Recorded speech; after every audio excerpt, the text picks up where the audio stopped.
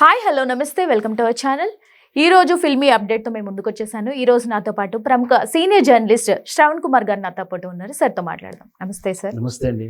Sir, Manishankar వారిప్రసాద్ success మీట్లో చిరంజీవి గారు చేసిన వ్యాఖ్యలు సంచలనంగా, అంటే చిన్మయి గారు విభేదించారు. చిన్మయి శ్రీపాద సింగర్ విభేదించడం జరిగింది. అంటే కాస్టింగ్ కోచ్ గురించి మాట్లాడిన ఆయన మాటల్ని చిన్మయి గారు విభేదించడం జరిగింది. ఈ టాపిక్ మీద మీరు ఏం చెప్తారు? ఖచ్చితంగా అండి, ఇది తెలివి ఎక్కువ ఉండబట్టే ఇట్లాంటి సమస్యలు కొని తెచ్చుకుంటున్నాను కొందరు. ఇట్లా నిన్నటి అనసూయ విషయం తీసుకున్నా, ఈ చిన్మయి గారి విషయం తీసుకున్నా, విపరీత అర్థాలుగా ఆలోచించడం, లేదా వాళ్ళు చూసిందే లోకం, వాళ్ళు అనుకుందే లోకం అనుకోవడం.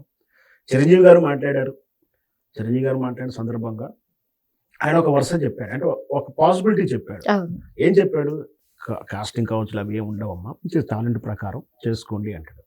ఈ దేశంలో దొంగతనం ఏం జరగట్లేమంటే దొంగతనం జరగట్లేమని అర్థమైనా, సునంత వరకు బాగుందంటేగా అంతే అర్థం.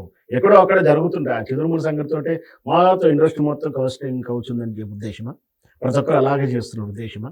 అట్లా కాదు కదా. చిరంజీవి గారే సరదాగా చెప్పాడు. ఏంటంటే కాస్టింగ్ కౌచ్ అనేది అనుకుంటారు కదా, పెద్ద సమస్య కాదు, అది ఉందని కాదు, లేదనుకోండి అని చెప్పుకొచ్చింది. అంత మాత్రం విపరీత అర్థం తీసుకుని చిరంజీవి గారి మీద ఎగబడడం, తగుదనమ్మ అంటే ప్రతిసారి ఇట్లాంటి ఈ హాఫ్ నాలెడ్జ్ వీళ్ళంతా ఏంటంటే, ఈ అనసూయ కానీ వీళ్ళంతా కూడా ఒక హిస్టరికల్గా విమర్శిస్తున్నారా అని అనిపిస్తుంది. ఎందుకంటే వాళ్ళు చెప్పిన ఉద్దేశం ఏంటి, వీళ్ళ ఆలోచన చేసేది ఏంటి, వీళ్ళ అర్థాలు తీసేది ఏంటి.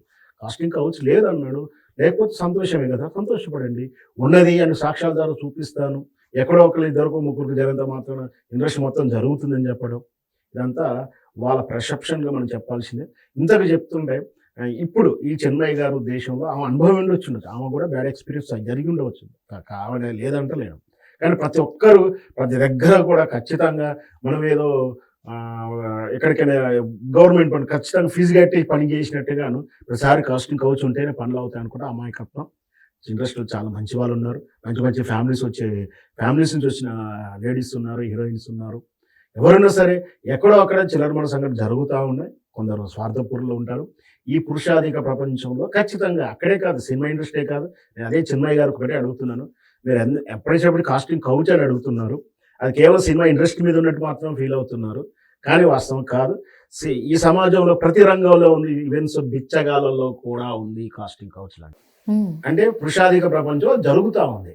ఇకపోతే ఇప్పుడు మారుతున్నటువంటి సమాజంలో మారుతున్నటువంటి విశృంఖలమైన సంస్కృతి వల్ల కూడా మరి చాలా ఈ తెలుగు ఇండస్ట్రీలో కూడా ఉమెన్ ప్రొడ్యూసర్లు హీరోలను వేరే వాళ్ళని కమిట్మెంట్ అడిగిన దాఖలాలు లేవా? వెళ్ళలేదు ఆ వార్తలు మనం ఇప్పుడు కొత్తగా వింటున్నాం. మేల్ టు కాస్టింగ్ మన అది కమిట్మెంట్ అడిగారు, మేల్ టు అడిగినా కూడా బాలీవుడ్ లో కొన్ని వార్తలు విన్నాం, తెలుగు ఇంట్లో కూడా ఉన్నాం. మరి అవి కావా? అవి లింగభేదం కాదా? వాటిని ప్రశ్నించావా? మరి నీకు మాత్రం ప్రశ్నిస్తావు. నువ్వు పాటలు పాడటం భూతద్దాలు డబుల్ మీనింగ్లు వాడతావు, వచ్చేటప్పుడు మాత్రం నీతులు చెప్పుకొస్తారు. వాస్తవానికి ఏంటంటే వీళ్ళంతా ఐడెంటిటీ క్రైసిస్ కోసం బాధపడుతున్నారేమో అనిపిస్తుంది. ఎందుకంటే ప్రతిసారి బయటకు వచ్చేసి పబ్లిసిటీ సంపాదించుకుంటున్నారా ఈ అనసూయ కానీ చిన్మయి కానీ నాకు అనిపిస్తూ ఉంది. చిరంజీవి గారు మాట్లాడిన దాంట్లో లేదు, ఉండకూడదు, ఉండదనే చెప్పాడు, కానీ ఖచ్చితంగా లేదు, 100% లేదు, అందరూ ఎగ్జామ్ చేశాను, కాస్టింగ్ చెక్కలేదు, ఆయన సర్టిఫికేట్ ఇస్తానికి లేడు. జనరల్గా ఆయన ఉద్దేశం ఏంటంటే అదేమి ఉండవంటే హ్యాపీగా మీ టాలెంట్ పెట్టుకుని రండి అని చెప్పాడు. ఇండైరెక్ట్గా చెప్పాలంటే ఒక పర్సనాలిటీ డెవలప్మెంట్, ఒక ఇన్స్పిరేషన్గా, మోటివ్గా చెప్పిన ఉద్దేశం చూసుకోవాలి.